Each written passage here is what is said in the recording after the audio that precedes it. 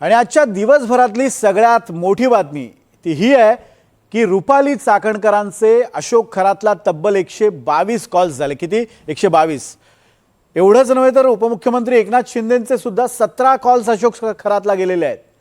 नेमकं अशोक खरातनी कुठल्या नेत्याबरोबर किती संभाषण केलं याचा सीडीआरच आज समोर आला। अंजली दमानी यांनी हा सीडीआर सादर केलेला आहे।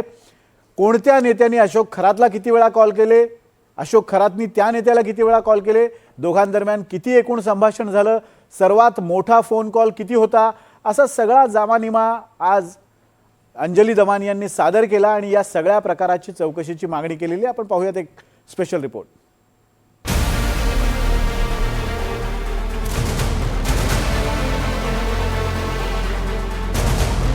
अशोक खरातला कुठल्या कुठल्या राजकीय नेत्यांनी कॉल केले, अशोक खरातला सर्वाधिक कॉल कुणी केले, खरातचे कॉल रेकॉर्ड्स हाती।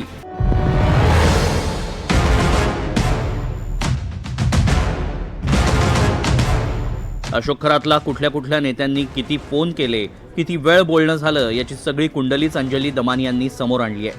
अशोक खरातचे सीडीआर दमानी यांनी दाखवले, त्यामधून अतिशय धक्कादायक माहिती समोर आली आहे। खरातचे कुठल्या कुठल्या नेत्यांशी संबंध होते ते आधी पहा।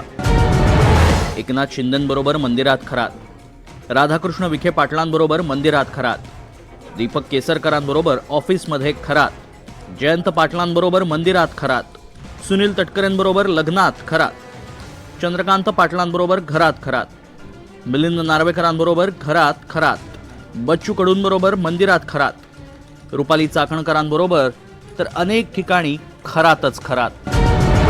आणि आता यापैकी कुठल्या नेत्यानं अशोक खरातला सर्वाधिक कॉल केले, खरातला सर्वात जास्त कॉल आले ते रुपाली चाकणकरांचे। चाकणकर आणि खरातमध्ये तब्बल 177 कॉल्स झाले। सुनील तटकरे आणि खरातमध्ये 8 कॉल्स झाले।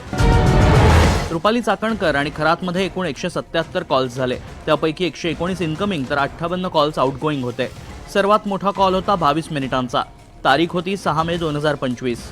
किती मिनिटं गप्पा झाल्या तर 562 मिनिटं। एकनाथ शिंदे आणि खरातमध्ये देखील 17 कॉल्स झाले, त्यापैकी इनकमिंग कॉल्स 10 होते तर आउटगोईंग कॉल्स 7 झाले। सर्वात मोठा कॉल होता 21 मिनिटांचा, ती तारीख होती 17 एप्रिल 2025। दीपक केसरकरांचा कार्यकर्ता दीपक लोंढे आणि खरातमध्ये देखील एकूण 189 कॉल्स झाले, 509 मिनिटं बोलणं झालं।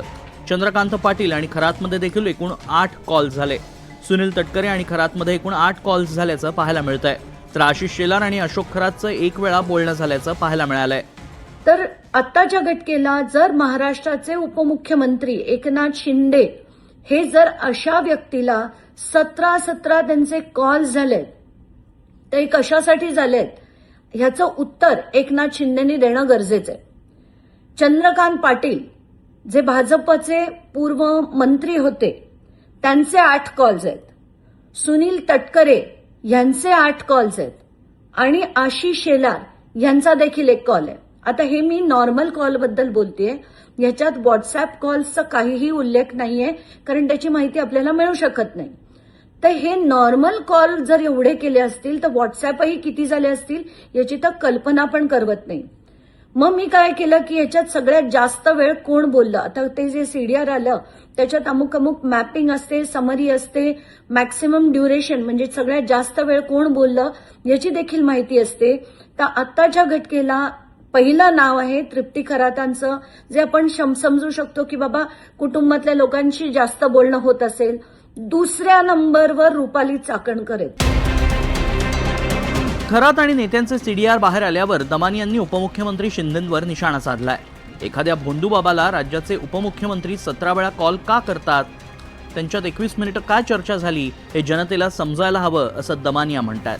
आता मी जे नाव घेणार आहे त्यांचे नुसतेच आपण फोटो बघितले होते आणि व्हिडिओज बघितले होते, पण आत्ताचे महाराष्ट्राचे उपमुख्यमंत्री एकनाथ शिंदे यांचे तब्बल 17 कॉल्स हे अशोक खरातांना नॉर्मल सेलफोनवरनं झाले होते। आता व्हॉट्सअप किती झाले आणि इतर किती झाले मला माहित नाही, पण 17 कॉलपैकी 10 इनकमिंग आणि 7 आउटगोईंग कॉल्स होते, ज्याच्यात सगळ्यात जास्त वेळ हे 21 मिनिटं यांच्यात संभाषण झालं। हा सगळा राजकीय डाव आहे। नाहक बदनाम करायचं. आपल्याला माहिती नसतं कोण कसं आहे. एखाद्या मंदिरामध्ये गेल्यामुळे जर आपली ओळख झालेली असेल तर ती कशी व्यक्ती आपल्याला समजू शकत नाही. त्याच्यामुळे माझा त्यांच्या ह्या प्रकरणाशी काहीही संबंध नाही. माझी केवळ ओळख आहे, एवढंच आहे. आणि ती ओळखसुद्धा त्या ठिकाणी असलेल्या ईशानेश्वर मंदिरामुळे झाली, ही सुद्धा वस्तुस्थिती आहे. मला काही वेळेला असं वाटतं की ते खरातला आपण वाचवतो की काय. म्हणजे आरोप प्रत्यारोप कुणावर होत आहेत, ज्यांनी खरा गुन्हेगार आहे तो बाजूला आणि इतरांना आरोप. जे काही चौकशीत समोर येईल, मग कोणत्याही पक्षाचा असू द्या, कोणताही नेता असू द्या, त्याच्यावर कारवाई सरकार करणार आहे. म्हणून त्याची चिंता करू नये ना. आता रोज एकच विषय चालू आहे, खरात आणि त्याच्या संबंधित असलेले पुढारी. अहो, पुढारी काय असेल, अधिकारी काय असेल, जो जो त्या पापामध्ये सहभागी असेल सर्वांवर कारवाई ही केली जाणार आहे. म्हणून त्याची चिंता कोणी करू नये. खरातचे सर्वाधिक कॉल्स झाले तर रुपाली चाकणकरांची.